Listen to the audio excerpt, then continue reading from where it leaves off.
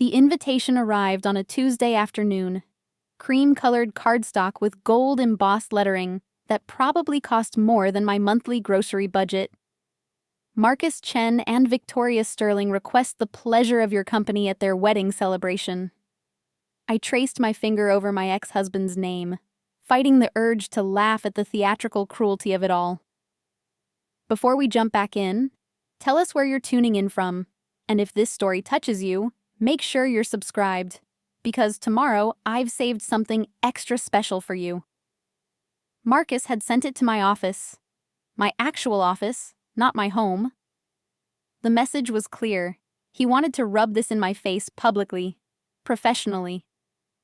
What he didn't know was that the office he'd so carefully researched, the small consulting firm where I apparently scraped by on modest contracts, was just one piece of a much larger puzzle. "Ms. Chen, your 3 o'clock is here," my assistant Jamie announced through the intercom, using the married name I'd kept purely for business continuity. The irony of sharing a surname with my ex-husband while building an empire he knew nothing about never got old. "Send them in." I slipped the invitation into my desk drawer as the door opened. Gerald Whitmore entered, his silver hair perfectly styled, his Armani suit fitting him like it had been painted on. At 62, he carried himself with the confidence of a man who'd built and sold 3 companies before most people hit their first promotion. "Catherine?" He greeted me warmly, his British accent softening the edges of my name. "I hope I'm not interrupting." "Never," I smiled, gesturing to the leather chair across from my desk. "How was the Singapore deal?" "Exhausting but successful. Whitmore Holdings is now the majority shareholder in Chen Technologies' Southeast Asian operations." He paused, studying me with those sharp blue eyes that missed nothing. "Which brings me to why I'm here. Marcus is my son, Catherine. I know you received the wedding invitation." The room temperature seemed to drop several degrees. Gerald Whitmore was Marcus's father. The realization hit me like ice water. I'd been working with Gerald for 18 months, building what I'd thought was a genuine professional relationship and friendship. We'd collaborated on 3 major acquisitions. I'd shared drinks with him, laughed at his stories about navigating corporate warfare in the 80s. "You knew who I was," I said quietly, my mind racing through every interaction we'd had. "From the beginning." "I did." Gerald leaned back, completely at ease despite my evident shock. "My son is a fool, Catherine. I knew that the moment he divorced you 3 years ago to chase after a woman half his age. But I'm not here to apologize for him. I'm here with a proposition." I should have thrown him out. The betrayal of his deception stung more than I wanted to admit. But I'd built my career on reading people, on knowing when to listen and when to walk away. Something in Gerald's expression told me this wasn't a simple manipulation. "I'm listening.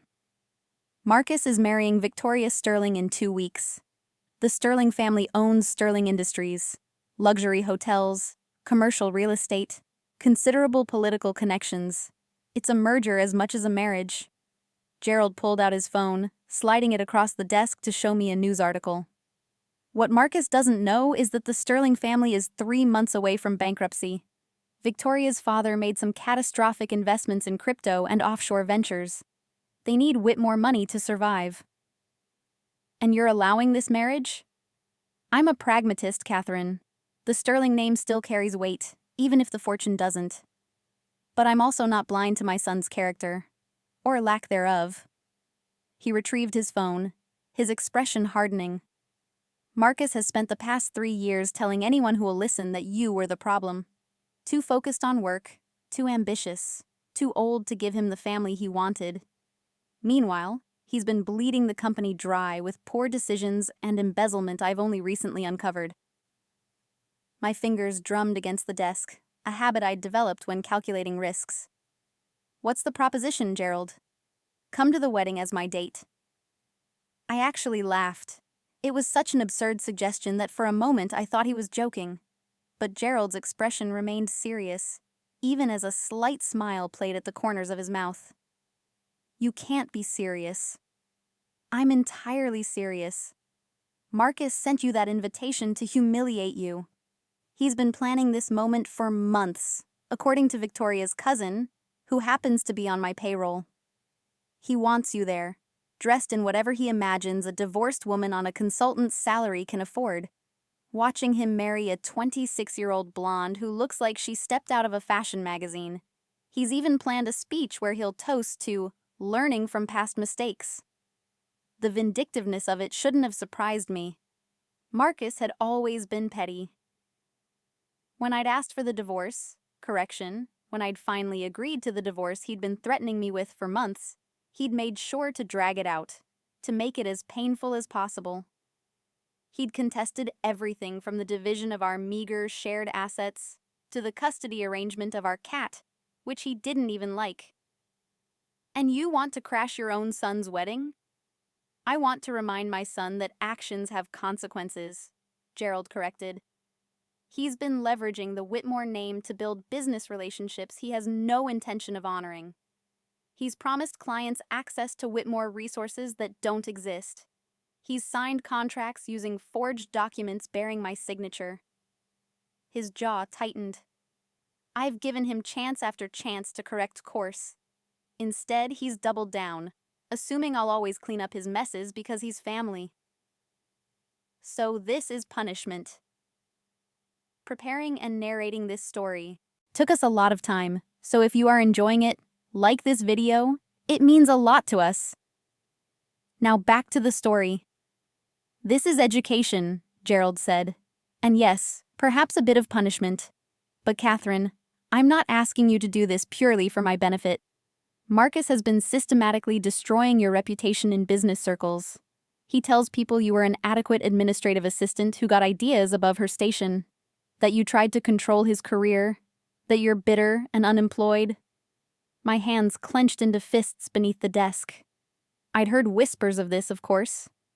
In business, rumors spread faster than facts. But hearing it confirmed, knowing Marcus had been actively sabotaging me while I was building something real, that ignited a cold fury I'd been suppressing for 3 years. "What would this accomplish?" I asked, forcing my voice to remain level. "Several things. First, it would make Marcus profoundly uncomfortable, which I'll admit brings me more joy than it should. Second, it would demonstrate to certain business associates who'll be at this wedding, and there will be many, that the rumors about you are false. A woman dating Gerald Whitmore is clearly not the struggling failure Marcus has painted you as." He paused. "And third, it might provide you with some closure. Or satisfaction. Possibly both." I stood, walking to the window overlooking downtown Seattle. 42 stories below, people moved like ants, rushing to meetings, to lunches, to lives that felt urgent and important. At 38, I'd rebuilt myself from the wreckage of my marriage. The small consulting firm Marcus knew about was legitimate, but modest. What he didn't know about were the shell companies, the strategic investments, the carefully cultivated network that had made me wealthier than he could imagine. After the divorce, I'd had a choice: reveal everything and watch Marcus try to claim half in some desperate legal maneuver, or stay invisible and continue building. I'd chosen invisibility. Now Gerald Whitmore was offering me a middle path: visibility without vulnerability. "I'm not interested in getting back at Marcus," I said, turning back to face Gerald. "I don't care enough about him to invest that kind of energy." "Then do it for yourself. Do it because you deserve to walk into that room as someone's respected equal, not as the discarded ex-wife he's expecting." Gerald stood, buttoning his jacket. "I'll be honest with you, Catherine. I've enjoyed working with you these past 18 months. You're brilliant, ruthless when necessary, and you have integrity, something that's remarkably rare in our world. When I learned you were Marcus's ex-wife, I was embarrassed for him. He had something valuable and was too stupid to recognize it. You should have told me who you were from the beginning." I should have, he agreed. I apologize for the deception, but I wanted to know who you really were, without the shadow of my son's failure hanging over us. And now I do. He pulled a business card from his pocket, placing it on my desk. This is my personal number. If you decide to accept, call me. The wedding is 2 weeks away. We should probably coordinate our story. After he left, I sat in silence for a long time, turning the business card over in my fingers. The rational part of my brain knew this was a terrible idea. Getting involved in family drama, even peripherally, was a recipe for disaster. The stakes were too high, the potential for collateral damage too great. But there was another voice in my head, one I usually kept carefully suppressed. The voice that remembered sitting in a lawyer's office while Marcus's attorney listed all the ways I'd failed as a wife. Too career-focused, too independent, too unwilling to make our marriage the center of my universe. And now, apparently, too old to be desirable. I picked up the wedding invitation again, reading the details. The Fairmont Olympic Hotel, their grand ballroom, 600 guests, a 10-piece orchestra, open bar with premium selections. It would be a spectacle, no doubt carefully orchestrated by Victoria and her society friends. Marcus had always loved being the center of attention. My phone buzzed. A text from Sarah Kim, my best friend and secret business partner. Drinks tonight? I'm buying. I'll do you one better, I texted back. Come to my office. I have a situation. Sarah arrived 20 minutes later, carrying 2 cups of coffee from the artisan place on the corner. She took one look at my face and whistled low. Okay, what happened? You have your calculating revenge expression. I'm not calculating revenge, I protested, even as I handed her the wedding invitation. Sarah read it, her expression darkening. That petty little weasel. He actually invited you to his wedding? Apparently, he wants me there to witness his triumph. Getting married at 39 to a 26-year-old former Miss Washington is quite the accomplishment. The accomplishment is that she's apparently willing to overlook his personality in exchange for access to the Whitmore fortune. Sarah had never liked Marcus, even when I was married to him. She'd been the one to hold me through the worst of the divorce, the one who'd helped me see that losing Marcus wasn't losing something valuable. It was gaining freedom. Please tell me you're not actually going. That's the situation I mentioned. I explained Gerald's visit, his proposition, the whole complicated mess. Sarah listened without interrupting, which was how I knew she was taking it seriously. When I finished, she set down her coffee and stared at me. Let me get this straight. Gerald Whitmore, billionaire businessman and your ex-husband's father, wants you to go to this wedding as his date, and you're actually considering it? I'm not. Okay, maybe I'm considering it. Catherine. Sarah leaned forward, her expression intense. You spent 3 years building yourself back up. You created something real, something Marcus can never touch. Why risk exposing yourself now? Because I'm tired of hiding, I said, the words surprising me with their honesty. I'm tired of maintaining this fiction that I'm barely scraping by. I'm tired of letting Marcus control the narrative about who I am and what our marriage was. And I'm tired of pretending I don't care that he's been systematically destroying my professional reputation. So reveal yourself on your own terms. Hold a press conference. Buy a billboard. Don't do it as Gerald Whitmore's date at his son's wedding. That's messy and complicated and exactly what Marcus deserves, I finished. Sarah, he sent this invitation to my office. He wants me there specifically so he can humiliate me in front of 600 people. What if instead I walked in on the arm of one of the most respected businessmen in Seattle? What if every rumor he's spread about me being a failure gets challenged in one evening? Sarah studied me for a long moment, then sighed. You've already decided, haven't you? I'm leaning heavily in that direction. Then I'm coming too, as your backup, your wing woman, Your emergency extraction team if this whole thing goes sideways. She pulled out her phone. And we're going shopping. If you're going to show up to this wedding, you're going to look phenomenal. 3 days later, I stood in front of my full-length mirror, examining the dress Sarah and I had found after 6 hours of shopping. It was a deep emerald green, custom-tailored to fit perfectly. The neckline was elegant without being revealing, the cut sophisticated. It had cost more than my monthly rent on the modest apartment Marcus thought I lived in. I'd called Gerald the day after his visit, agreeing to his proposition with specific conditions. We'd meet for dinner twice before the wedding to establish our story. We'd arrive together, but I'd have my own car as an exit strategy. And he'd make it clear to anyone who asked that I was his date, his equal, not some charity case he'd taken pity on. Gerald had agreed to everything without hesitation. "I'm a businessman, Catherine," he'd said over the phone. "I appreciate clear terms and conditions.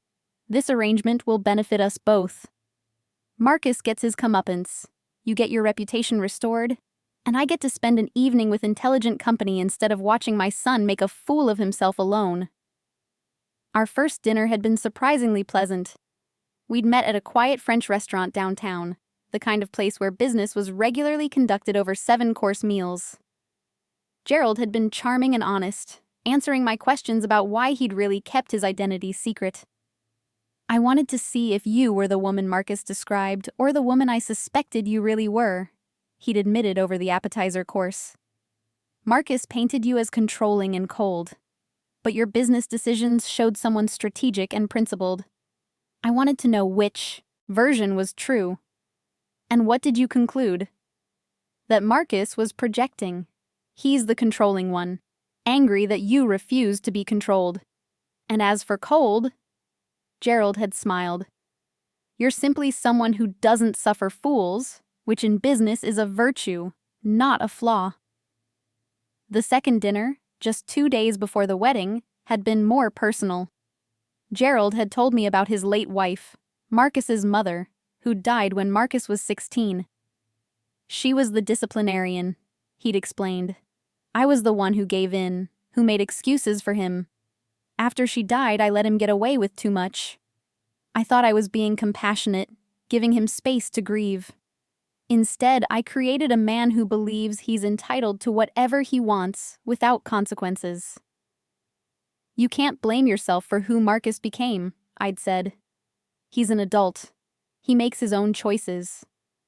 "Perhaps, but I can choose how to respond to those choices. And I choose not to enable him any longer." Gerald had looked at me seriously then. This wedding farce with the Sterling girl. He thinks he's being clever, marrying into their family before I discover their financial situation. He doesn't realize I've known for months. I've been waiting to see if he'd be honest with me, if he'd ask for help instead of trying to manipulate his way into a solution. Now, standing in my apartment the night before the wedding, I felt the weight of what I'd agreed to. Sarah was right. This was messy and complicated. But it was also the first time in 3 years I'd allowed myself to push back against Marcus's narrative. The first time I'd chosen to be visible instead of invisible. My phone buzzed with a text from Gerald. "Car will pick you up at 5 p.m. tomorrow. Ceremony starts at 6. Are you ready?" I looked at my reflection one more time. The woman staring back at me was a stranger to Marcus. Confident, successful, unbowed by his attempts to diminish her. This woman had built an empire in secret. She'd created something real while he'd been spending his father's money and spreading lies. "Ready?" I texted back. The next morning, I woke to find Seattle draped in unexpected sunshine, the kind of perfect June day that made the city look like something out of a postcard. I spent the morning deliberately not thinking about the evening ahead, focusing instead on work emails and quarterly projections. Sarah called twice, ostensibly to check in, but really to make sure I hadn't changed my mind. "It's not too late to back out," she said during the second call. "You could just not show up. Ghost them all. That would also make a statement." I made a commitment. To Gerald Whitmore, a man you barely know who happens to be your terrible ex-husband's father. This is objectively insane, Catherine. Noted. I smiled despite myself. What time are you arriving? I'll be there by 5:45, close enough to the start that I blend in with the crowd, but early enough to secure a strategic seat. One with a clear view of Marcus's face when you walk in. Sarah paused. I'm bringing my good camera, for posterity. At 3 p.m., I started getting ready. Hair appointment first, where my stylist created an elegant updo that made me look sophisticated and timeless. Then back to my apartment for makeup, subtle but polished, the kind that looked natural while being anything but. The dress went on at 4:30, and I spent the next 20 minutes second-guessing every decision that had led me to this moment. The buzzer rang at exactly 5 p.m. I grabbed my clutch, took one final look in the mirror, and headed downstairs. The car Gerald had sent was a Mercedes S-Class, understated but luxurious. The driver opened my door with a professional smile. Ms. Chen, Mr. Whitmore asked me to tell you he's looking forward to this evening. Tell him I'll try not to disappoint. The drive to the Fairmont Olympic took 20 minutes in light traffic. I spent it mentally reviewing my strategy. Stay calm, stay confident. Remember that I'd earned every bit of success I'd built, while Marcus had coasted on his father's name. When people asked what I did, I'd give them my consulting firm's name, let them Google me later and discover the truth. And if Marcus tried to humiliate me, I'd simply smile and let Gerald handle it. The hotel appeared ahead, its Italian Renaissance facade glowing in the golden hour light. Cars lined up at the entrance, valets hurrying to keep up with the stream of arrivals.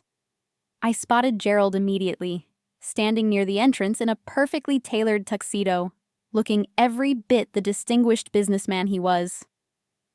The car pulled up, and before I could reach for the door handle, Gerald was there, opening it himself and offering his hand. His eyes swept over me appreciatively. Catherine, you look absolutely stunning. Thank you. I accepted his hand, stepping out of the car with as much grace as I could muster. You clean up pretty well yourself. I do try. He offered me his arm, and I took it, feeling the solid reality of what we were about to do. Last chance to back out. I can have the car take you anywhere you'd like. I didn't come this far to back out now. Good. Gerald's smile was sharp, almost predatory. Then let's go remind my son that actions have consequences. We walked toward the entrance together, and I felt eyes turning toward us. People I didn't recognize, guests arriving for the wedding, all curious about who Gerald Whitmore had brought as his date. I kept my expression neutral, pleasant but not overly friendly. Inside, my heart was racing. The hotel's lobby was transformed into something out of a fairy tale. White roses everywhere, thousands of them, mixed with orchids and trailing greenery. Crystal chandeliers threw prismatic light across marble floors. A string quartet played something classical and romantic near the grand staircase. Quite the production, Gerald murmured. The Sterling family might be bankrupt, but they know how to stage an exit.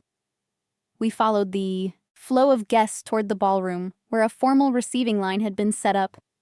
My stomach tightened as I realized we'd have to walk through it, past Marcus and Victoria and both sets of parents.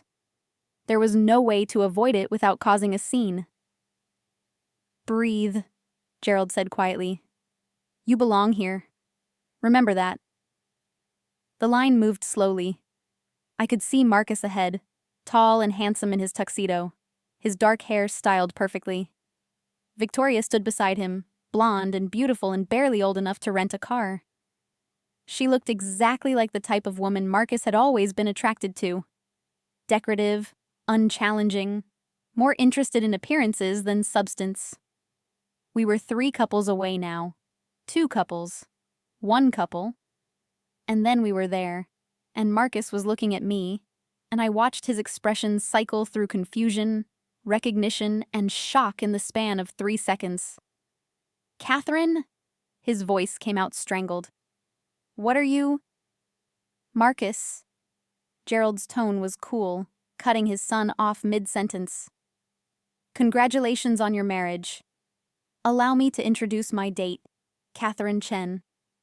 Though I believe you two are already acquainted. The silence that followed was exquisite. Marcus's mouth opened and closed like a fish gasping for air. Victoria looked between us, clearly confused. Behind Marcus, I could see his mother, Gerald's ex-wife, Diane, watching with barely concealed interest. Marcus finally managed. Your date? Yes, I said pleasantly, as if this were the most natural thing in the world. Gerald and I have been working together for quite some time. When he mentioned his son was getting married, I had no idea it was you. Small world. Working together, Marcus repeated, his brain clearly struggling to process this information. You're working with my father. We've collaborated on several successful acquisitions, Gerald said smoothly. Catherine's strategic insights have been invaluable. I'm actually considering making our arrangement more permanent. He looked at me warmly. Assuming she's interested, of course. The line behind us was getting backed up, other guests growing impatient. Victoria, sensing the awkwardness, jumped in with the practiced social grace of someone who'd grown up in country club circles. How lovely that you could make it, she said, her smile bright and utterly fake. Marcus has told me so much about you. Has he? I returned her smile with equal artificiality. He's told me absolutely nothing about you. But then, we don't really keep in touch. Congratulations on your marriage. We moved past them before Marcus could respond, heading into the ballroom proper. My hands were shaking, adrenaline flooding my system. Gerald guided me toward a quiet corner, his hand steady on my elbow. You did beautifully, he said. Did you see his face? I haven't seen Marcus that shocked since he was 16, and I caught him trying to steal my car. I feel like I'm going to be sick. Champagne will help. He signaled a passing waiter, collecting 2 glasses from the tray. Here, breathe. The hard part is over. I took a long sip, letting the bubbles settle my nerves. The ballroom was filling up around us. Elegant people in elegant clothes gathering for what was clearly meant to be the social event of the season. I spotted Sarah near the back, and she gave me a subtle thumbs up. Catherine Chen? A voice behind me made me turn.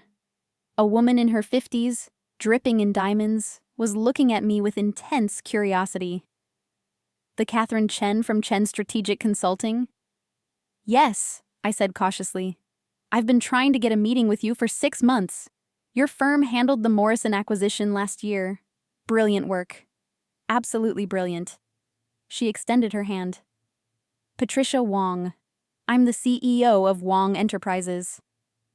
I shook her hand, recognizing her name. Wong Enterprises was a major player in Pacific Northwest real estate. Thank you. The Morrison situation was complex, but we were pleased with the outcome. Complex? Patricia laughed. That's diplomatic. I heard it was a nightmare of competing interests and hostile negotiations.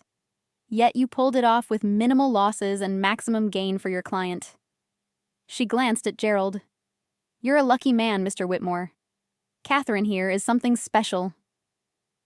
As Patricia walked away, I caught Gerald's amused expression. A consultant, he said dryly. Is that what we're calling it? It's not inaccurate. I do consult, among other things. Among many other things, I suspect. He took another sip of champagne. Marcus is watching us, trying to be subtle about it but failing miserably. I didn't look. I didn't need to. I could feel Marcus's attention like a weight between my shoulder blades. Let him watch. Let him try to figure out how his unemployable ex-wife had ended up as Gerald Whitmore's date. Let him wonder what else he'd gotten wrong about me. The ceremony itself was predictably beautiful. Victoria walked down the aisle in a dress that probably cost 6 figures, all silk and lace and dreams. Marcus stood at the altar looking nervous and proud and completely unaware that his bride's family was months away from financial collapse. They said their vows, exchanged rings, kissed while 600 people applauded. I felt nothing.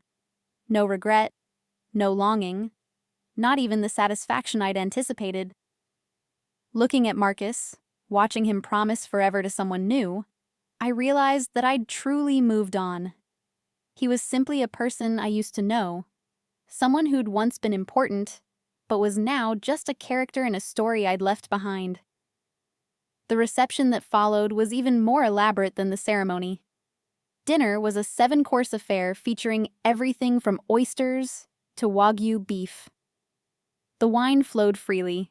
The conversation around our table, Gerald had ensured we were seated with important business contacts rather than family, was stimulating and intelligent. I was in the middle of a conversation with a venture capitalist about emerging markets in Southeast Asia when Marcus appeared at our table. His tie was loosened, his face flushed from champagne or emotion, or both. "Catherine," he said, his voice tight. "Can I talk to you for a minute? Privately?" Gerald's hand found mine under the table, a subtle gesture of support.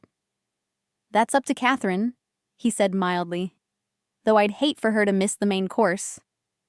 "It's fine," I said, standing. Part of me was curious what Marcus wanted to say. Part of me just wanted to get this inevitable confrontation over with. "I'll be right back." I followed Marcus out to one of the hotel's side terraces, a quieter space away from the party. The June evening was cool, the city lights spreading out below us like scattered diamonds. Marcus turned to face me, and I saw something in his expression I couldn't quite identify.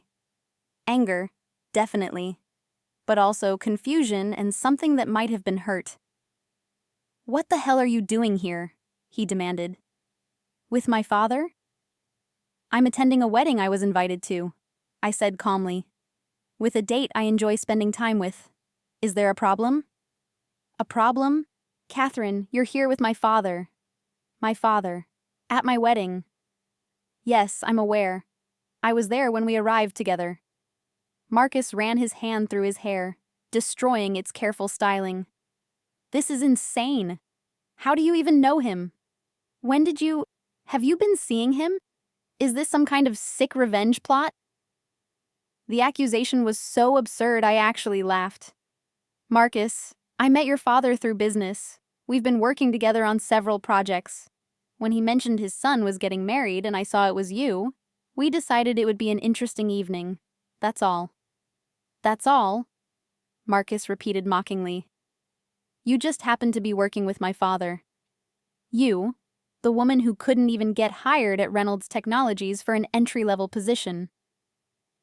There it was. The lie he'd been telling. The narrative he'd constructed. I could have let it go. I could have walked away and let him keep his delusions. But standing there on that terrace, looking at this man who'd spent 3 years trying to diminish me, I felt something shift inside me. "I never interviewed at Reynolds Technologies," I said quietly.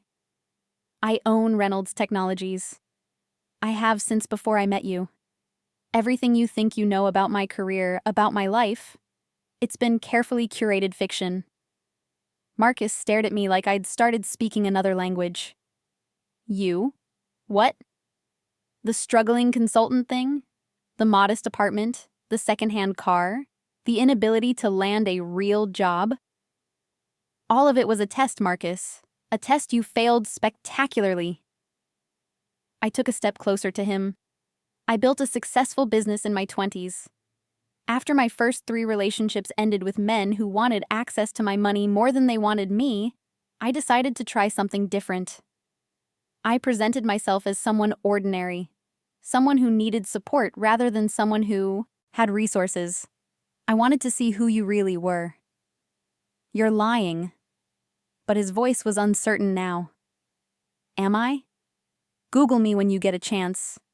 Reynolds Technologies, Chen Strategic Consulting, Meridian Holdings. All mine. All built while you were telling people I was unemployable." I smiled, but there was no warmth in it. You know what's funny? I actually loved you, Marcus. For a little while, I really believed you were different, that you supported me for who I was, not what I could give you. But the moment things got comfortable, you showed your true colors. Too ambitious, too focused on work, too old to give you the family you wanted. I never said.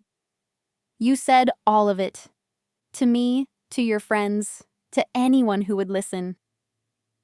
You spent our entire marriage trying to make me smaller so you could feel bigger. And when I finally agreed to the divorce you'd been threatening me with, you tried to take everything in the settlement. The cat, Marcus. You tried to take custody of a cat you didn't even like, just to hurt me. Marcus's face had gone from flushed to pale. If this is true, if you really...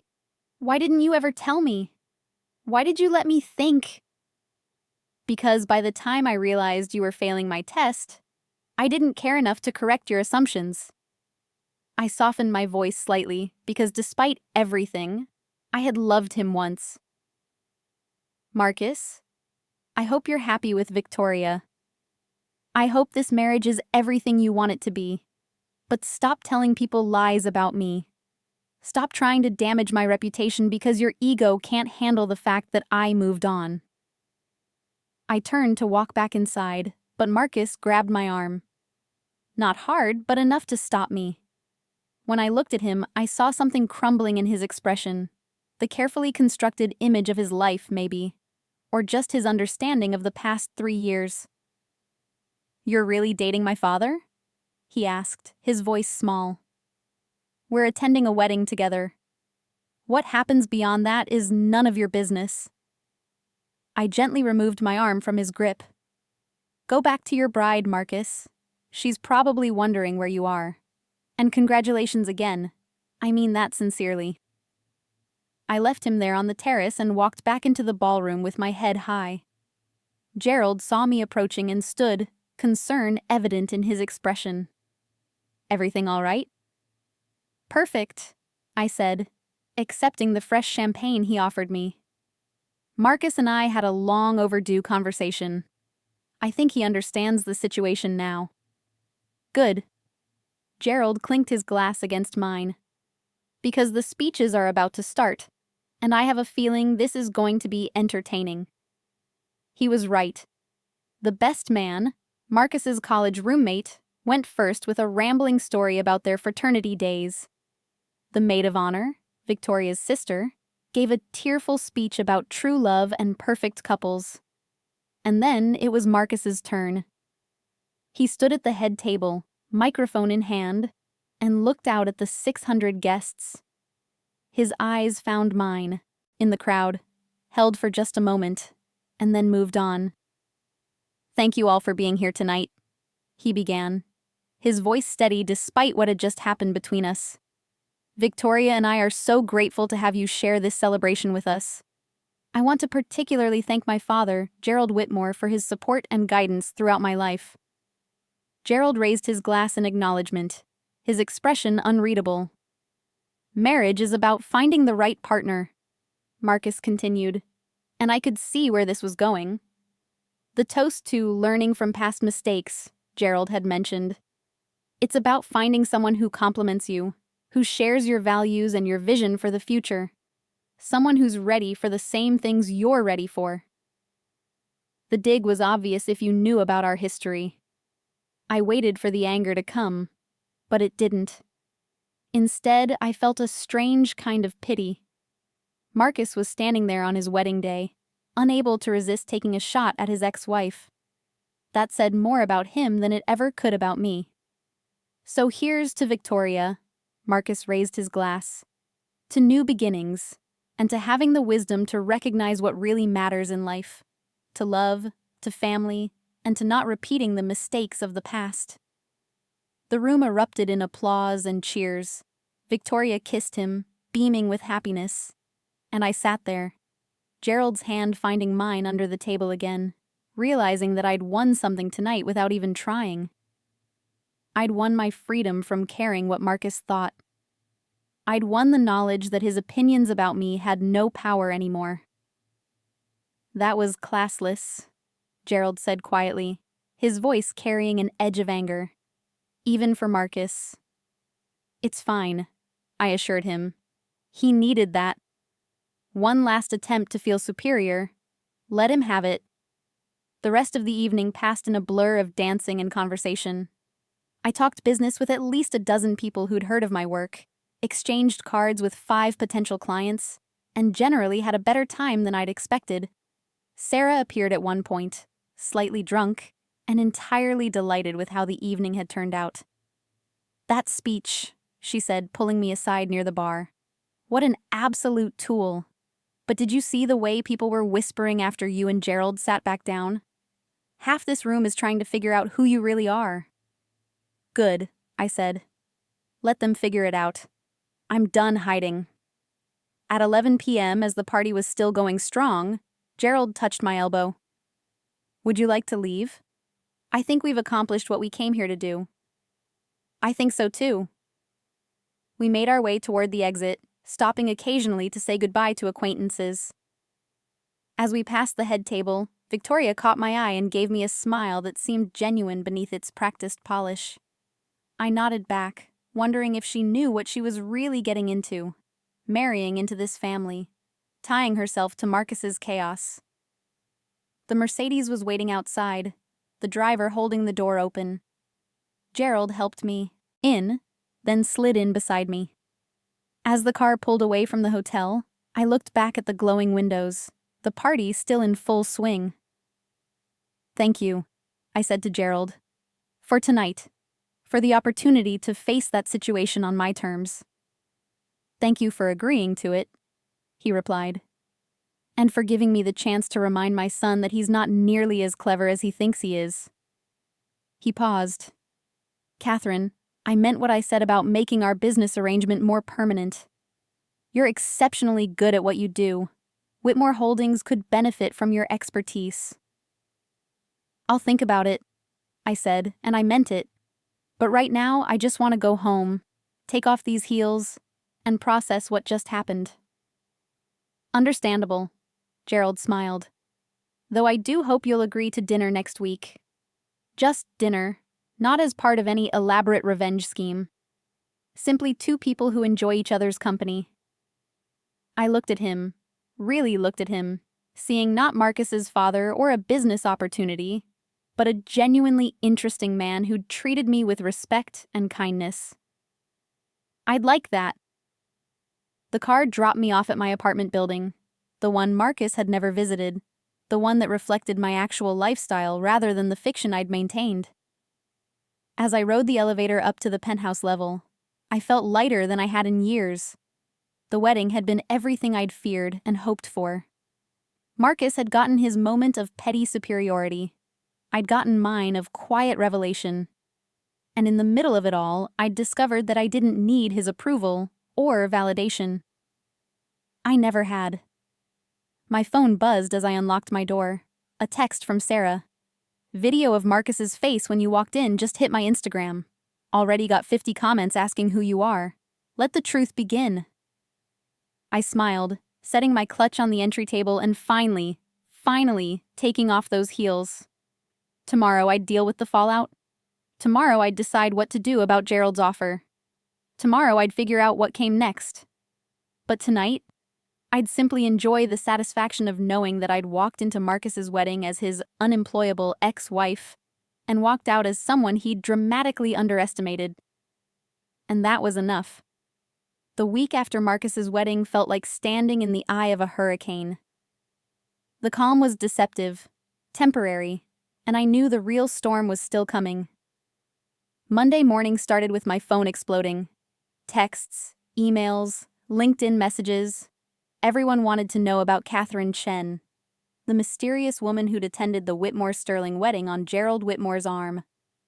Sarah's Instagram video had gone viral in Seattle business circles, racking up thousands of views and sparking speculation that ranged from accurate to absolutely ridiculous. Some people are saying you're a secret heiress, Sarah laughed over coffee in my office. Others think you're a corporate spy. My personal favorite is the theory that you're actually Gerald's long-lost daughter. That would make my relationship with Marcus extremely problematic, I said dryly. People love drama, and you gave them enough material for a whole season of television. She pulled out her tablet, showing me the business news. But look at this. Wong Enterprises just announced they're seeking consulting services for their expansion into Southeast Asia. 3 other companies have reached out asking about your availability. Catherine, you broke your own cover. Now you get to deal with the consequences. She was right. For 3 years, I'd maintained a careful balance, successful enough to be respected in certain circles, invisible enough that Marcus never suspected the truth. Now that balance was shattered, and I had to decide who Catherine Chen was going to be moving forward. My assistant Jamie knocked on the door. "Ms. Chen, you have a visitor. He says it's urgent." Marcus walked in before I could respond, looking like he hadn't slept in days. His wedding tan had faded, replaced by dark circles under his eyes and a haggard expression that aged him a decade. Sarah stood immediately, positioning herself between us like a protective barrier. "I'll call security," she said coldly. "No, it's fine." I gestured for her to stay calm. "Marcus, you have 5 minutes." He waited until Sarah reluctantly stepped back, though she remained in the room, arms crossed. Smart woman. Marcus looked around my office, the real one, not the modest space he'd imagined, taking in the floor-to-ceiling windows, the custom furniture, the art on the walls that cost more than his car. "I've been doing research," he said quietly. "All weekend. Reynolds Technologies, Chen Strategic Consulting, Meridian Holdings. It's all real. You really do own all of it." "Yes. The net worth estimates I found, they can't be accurate. They're saying you're worth over $200 million. "The estimates are conservative," I said. "I'm actually worth considerably more." Marcus sank into the chair across from my desk without being invited. "Why? Why did you hide all of this from me? We were married for 5 years, Catherine. 5 years, and you let me think you were barely making ends meet." "I told you at the wedding. I was testing you, seeing if you could love someone without their money being part of the equation." I leaned back in my chair. "You failed that test every single day we were together. That's not fair. How was I supposed to support someone I thought was struggling when you were lying to me the whole time?" Sarah made a disgusted sound, but I held up my hand. "Marcus, do you remember our 2nd anniversary? I told you I'd gotten a big consulting contract. I was so excited. It was legitimate work, something I'd earned on my own merit." "You know what you said?" He was silent. "You said, 'That's nice, honey,' and went back to watching television. You didn't ask about the contract, didn't celebrate with me, didn't show even basic interest in something that mattered to me.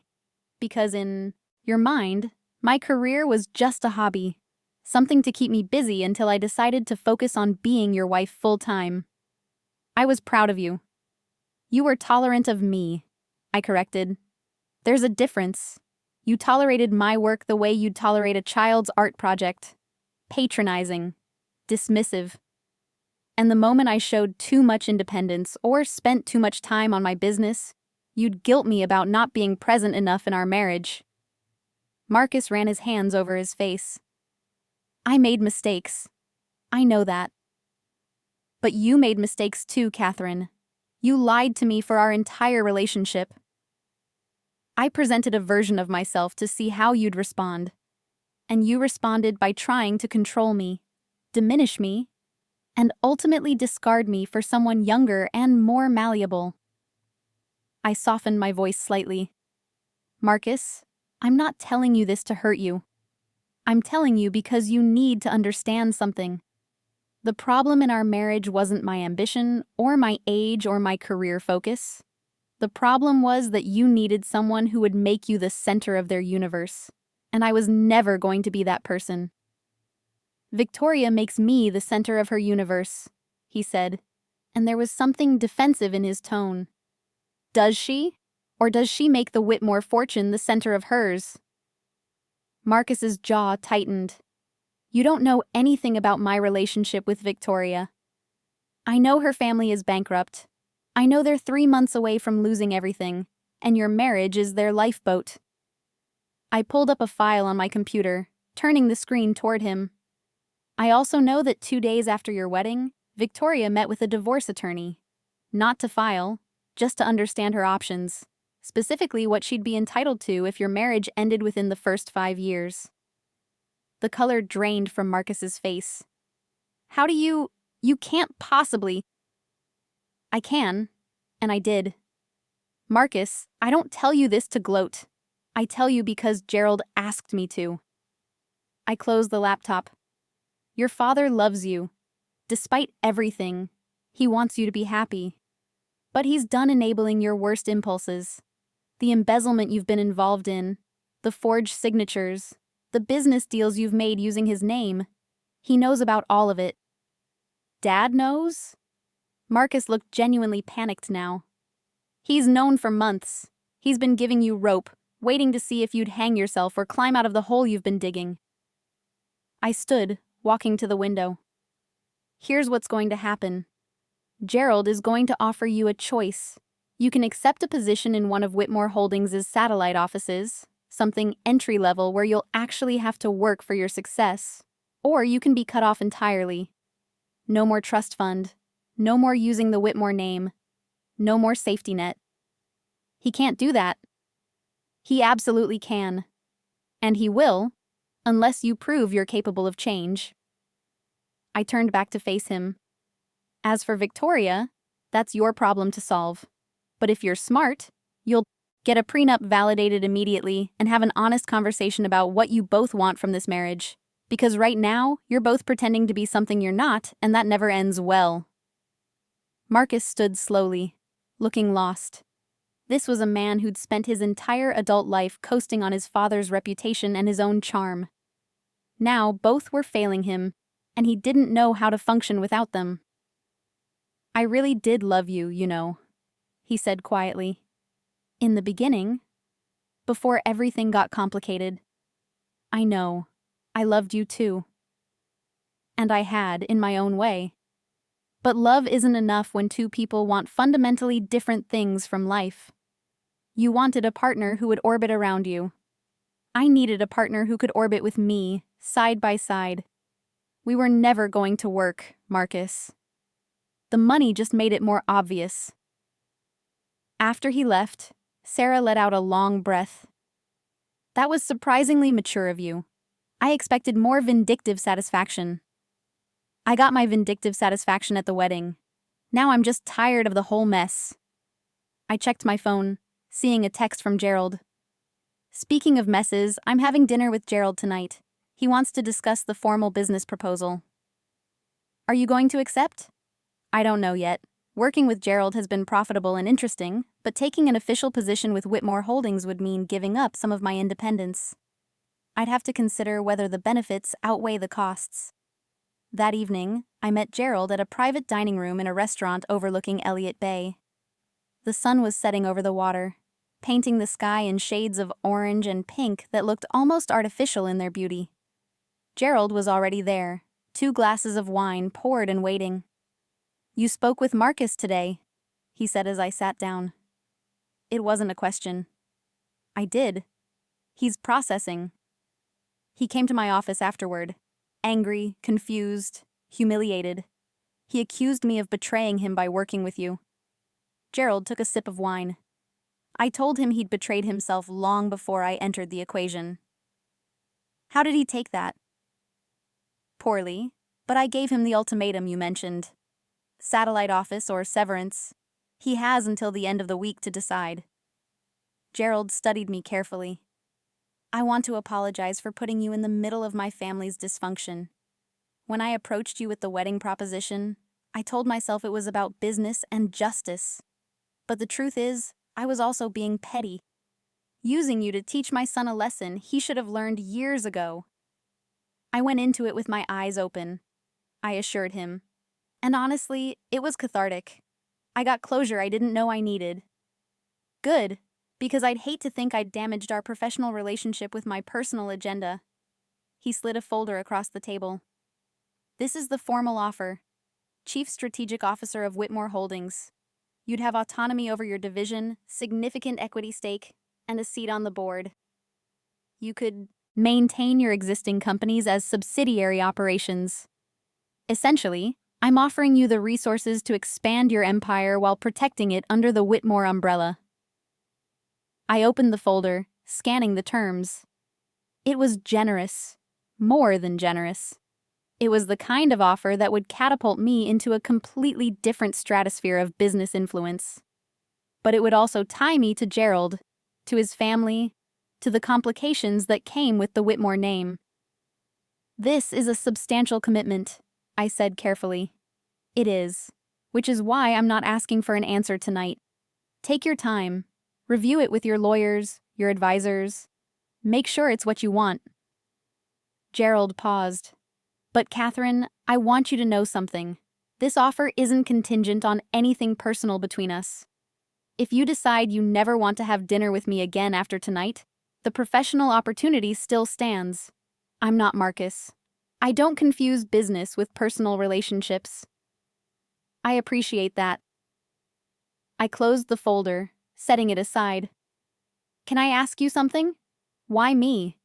You could partner with anyone. You have access to the best business minds in the world.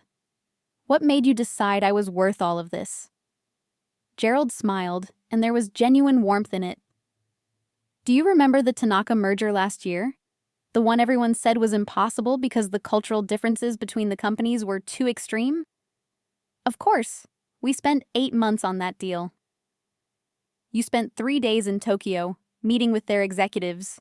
No translator, no intermediary, just you, a whiteboard, and your ability to listen to what they actually needed rather than what they said they needed. You found common ground everyone else had missed. You structured a deal that honored both companies' values while creating something entirely new. He leaned forward. That's not just intelligence, Catherine. That's wisdom.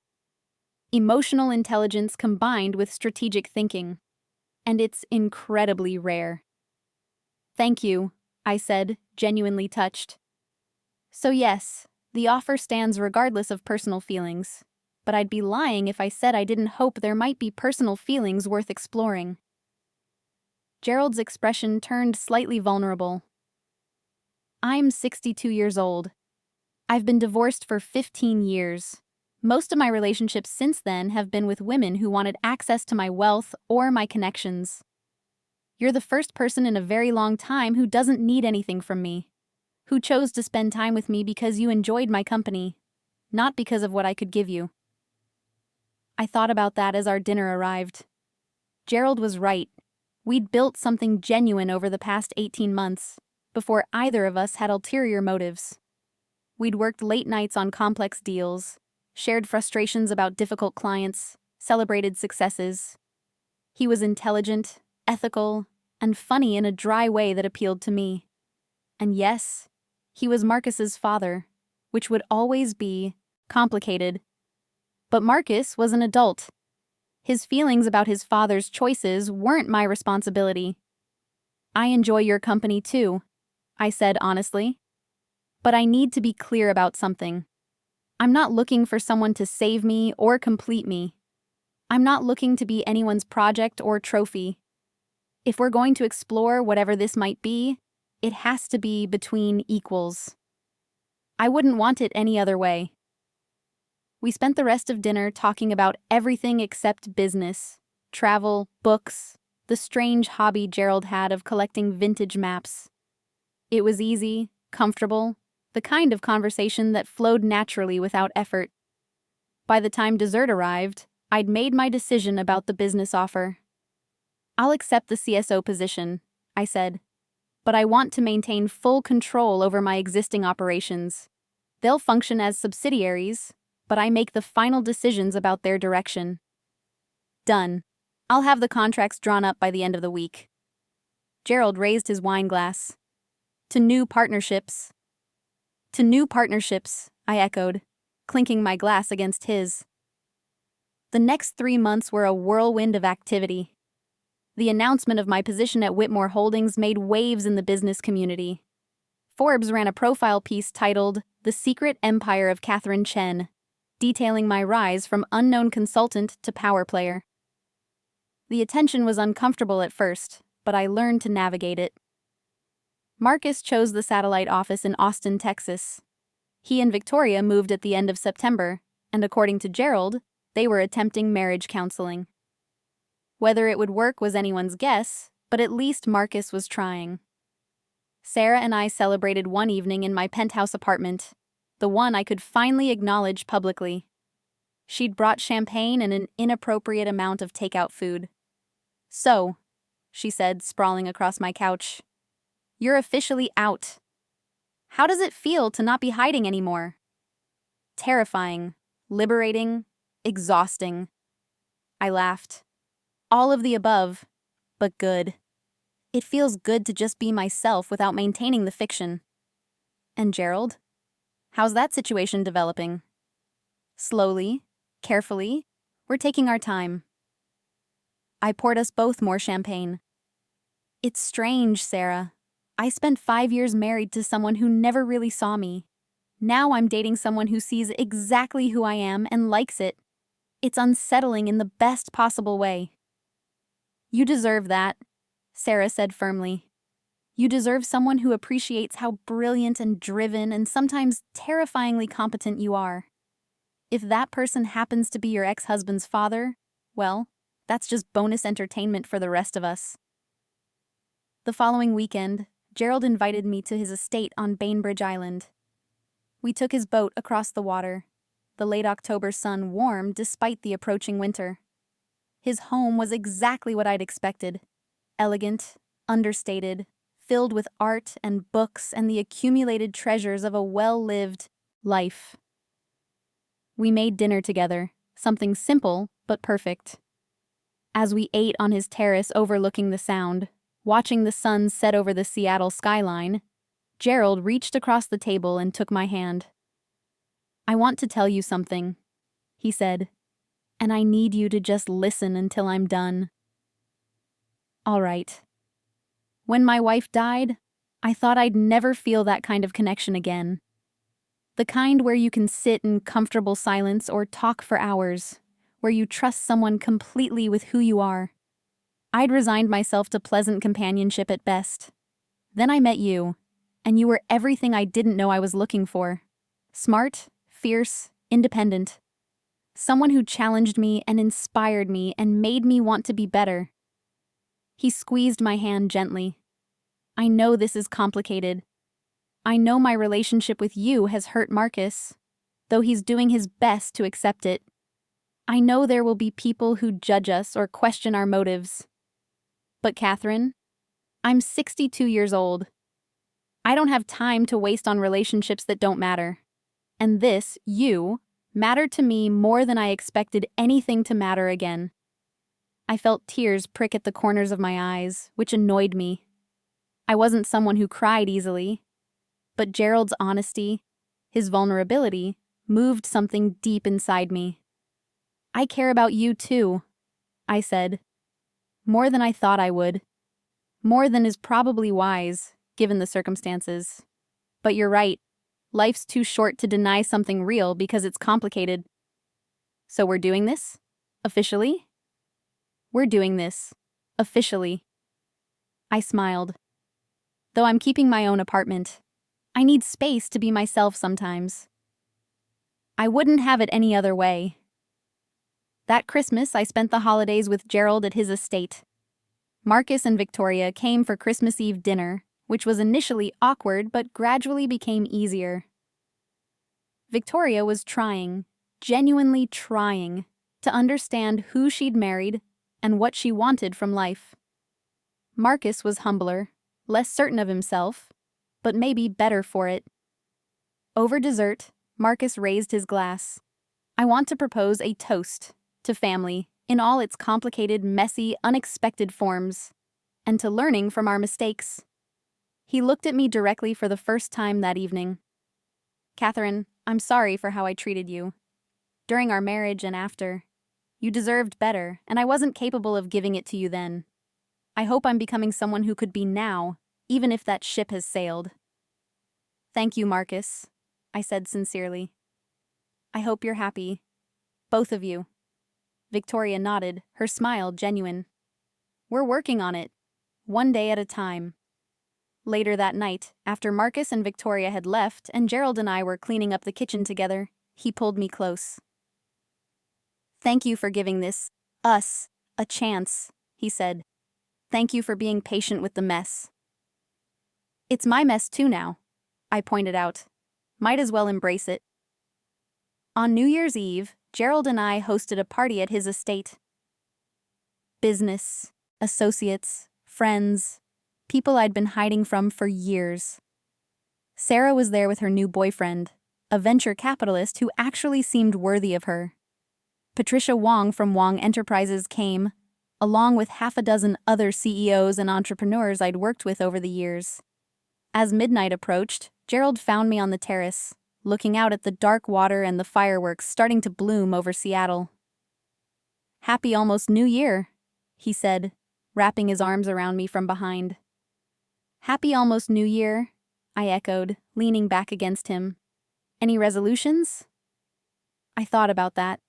A year ago, I'd been invisible, hiding behind a carefully constructed fiction. I'd been safe but small, protected but limited. Now I was exposed, vulnerable, but also more myself than I'd been in years. I resolved to stop playing it safe, I said. To stop hiding parts of myself because they might make other people uncomfortable. To build the life I actually want instead of the life I think I should have. Those are good resolutions. The countdown started inside. 10, 9, 8. We turned to face each other as the numbers ticked down. 7, 6, 5. Gerald's hand came up to cup my face, his thumb brushing across my cheek. 4, 3, 2, 1. The crowd inside erupted in cheers, fireworks exploding across the sky, and Gerald kissed me as the new year began. It wasn't the ending I'd imagined when Marcus sent me that wedding invitation. It was better, messier and more complicated, but infinitely more real. I'd gone to that wedding expecting closure and found instead an opening to something new. Something I hadn't been looking for but somehow desperately needed. Marcus had called me too old to date, too focused on work, too ambitious to be worth loving. He'd tried to make me small to make himself feel big. And in doing so, he'd lost something he never deserved in the first place. I wasn't too old. I wasn't too ambitious. I wasn't too anything except too much for someone who needed a partner willing to shrink. And finally, I'd found someone who wanted me exactly as I was. Someone who saw my success not as threatening, but as inspiring. Someone who made me want to be more visible, more vulnerable, more real. 3 months later, Gerald proposed. Not with a grand gesture or public spectacle, but quietly, over breakfast in his kitchen on a random Tuesday morning. "Marry me," he said, as casually as if he were asking me to pass the coffee. "That's your proposal?" I laughed. "No speech? No getting down on one knee?" "We're both too old for theatrics," he said, but he was smiling. "Catherine, I love you. I want to build a life with you. A real partnership between equals. I want to wake up next to you every morning and face whatever complicated, messy challenges come our way together. So yes, marry me. Please." I looked at this man who'd seen through my defenses, who'd chosen me when I was pretending to be ordinary and still wanted me now that I'd revealed the truth. Who'd given me space to be myself while offering the security of unconditional support. Who'd inadvertently given me revenge on his own son but loved me despite, or perhaps because of, the chaos that created. "Yes," I said. "I'll marry you." We got married 6 months later in a small ceremony at his estate, just immediate family and close friends. Sarah was my maid of honor.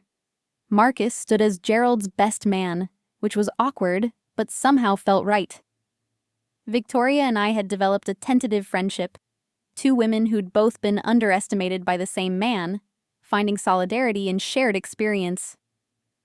At the reception, Marcus pulled me aside. "Can I talk to you for a minute?" We walked down to the dock, looking out at the water. The same view where Gerald and I had shared so many conversations over the past year and a half. "I want you to know something," Marcus said. "I'm happy for you. Genuinely. And I'm grateful." "Grateful?" "You could have destroyed me. When you revealed everything at my wedding, you had every piece of ammunition you needed to humiliate me completely. But you didn't. You were kind. You gave me truth when you could have given me cruelty." He turned to look at me. "I'm a better man now than I was when we were married. A lot of that is Victoria, and the therapy, and the work I've been doing. But some of it is because you showed me what real strength looks like. Not controlling others, but controlling yourself. Not diminishing people, but building them up." "Thank you, Marcus. That means a lot." "Take care of my dad," he said. "He's happier now than I've seen him in 20 years. That's because of you." "I will," I promised. As I walked back to the reception, back to Gerald and our guests and our new life together, I thought about the journey that had brought me here. From hiding my success to flaunting it. From invisibility to visibility. From protecting myself at all costs to risking vulnerability for something real. Marcus had thought he was inviting his broke, desperate ex-wife to his wedding to humiliate her. Instead, he'd accidentally introduced me to the man I'd spend the rest of my life with. He'd inadvertently given me the push I needed to stop hiding and start living authentically. Gerald saw me approaching and smiled, holding out his hand. I took it, letting him pull me onto the dance floor as the band started playing something slow and romantic. "Happy?" he asked, his arms around me. "Extremely," I said. And I meant it. I'd gone to my ex-husband's wedding as his father's date to prove a point, to reclaim my dignity, to show Marcus he'd underestimated me. I'd walked in invisible and walked out exposed. And in that exposure, I'd found not just vindication, but something I'd stopped believing in. The possibility of being truly known and truly loved, exactly as I was. Sometimes revenge is getting even. Sometimes it's getting successful. And sometimes, if you're very lucky, it's simply getting happy, despite the people who tried to make you small.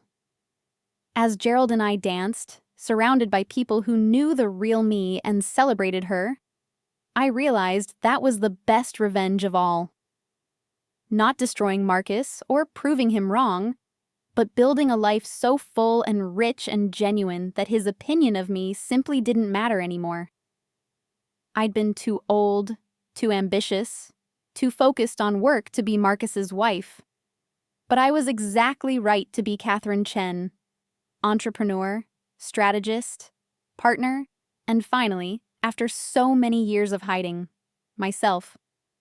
And that, I thought, as Gerald spun me across the dance floor, was worth every complicated, messy, wonderful moment of the journey. Up next, you've got 2 more standout stories right on your screen. If this one hit the mark, you won't want to pass these up. Just click and check them out. And don't forget to like, subscribe, and turn on the notification bell so you don't miss any upload from us.